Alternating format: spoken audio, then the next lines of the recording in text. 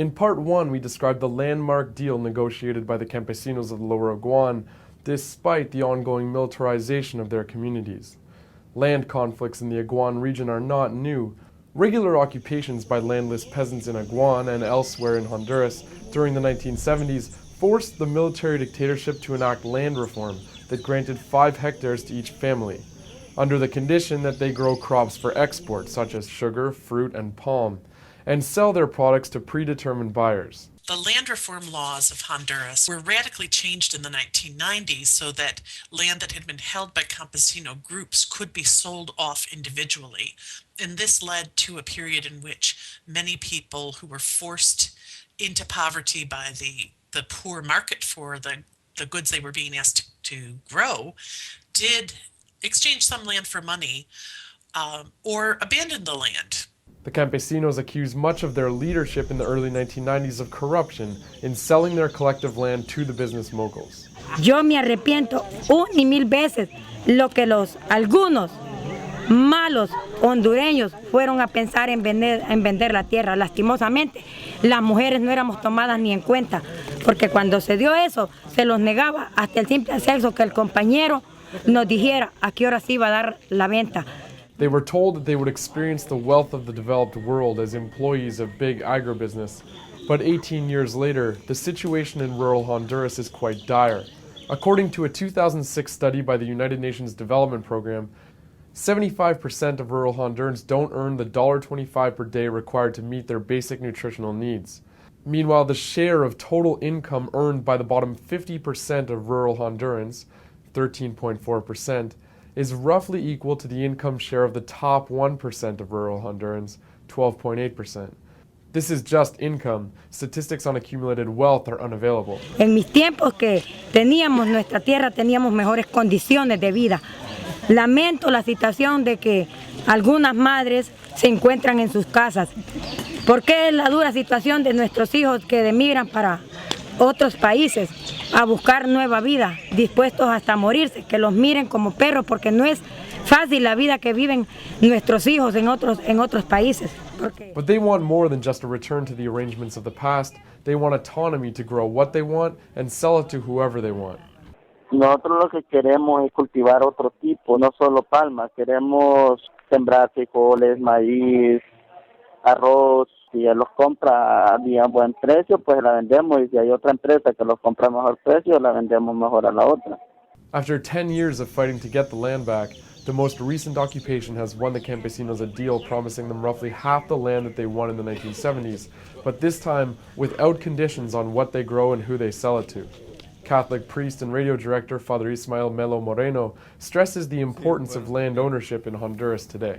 Los campesinos y las organizaciones gremiales campesinas son identificadas por las élites empresariales y políticas como un peligro o como enemigos incluso de su estabilidad y de la concepción que tienen de la sociedad, del Estado y del gobierno. Nunca se resolvió una tenencia de la tierra que se ha concebido algo así como un campo sin campesinos, un campo para los proyectos agroindustriales, un campo y una tierra para los intereses de los inversionistas nacionales y multinacionales. Los campesinos valen como mano de obra barata, pero no valen como ciudadanos y ciudadanas que tienen derecho no solo a trabajar, sino a producir la tierra y decidir sobre la comercialización de sus productos. Por lo tanto, la tierra es un factor decisivo en este asunto de la problemática hondureña. Los campesinos, si se organizan, es justamente para demandar la tierra. On Saturday, in the capital of Tegucigalpa, thousands marched in solidarity with the campesinos of the Lower Aguán. The event was called the March of the Sombreros. The campesinos of Aguán are one of many groups that opposed the June 2009 coup. They loudly support the call for a new constitution, which is the essential demand that has unified the national resistance movement.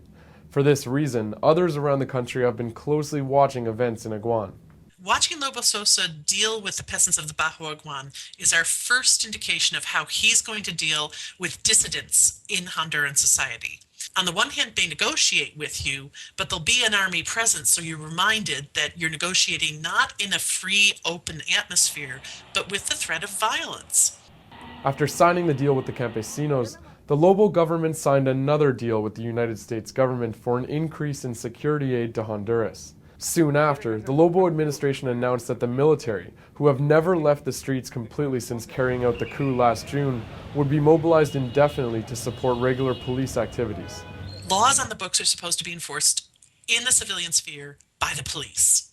So sending the army out to enforce the laws that are supposed to be enforced by the police, that's something that happened during the coup.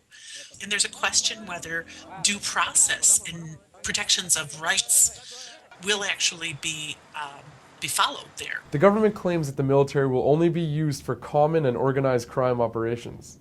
But the experience of the campesinos in Aguán and the use of the military ever since the coup to repress peaceful protest has many questioning that.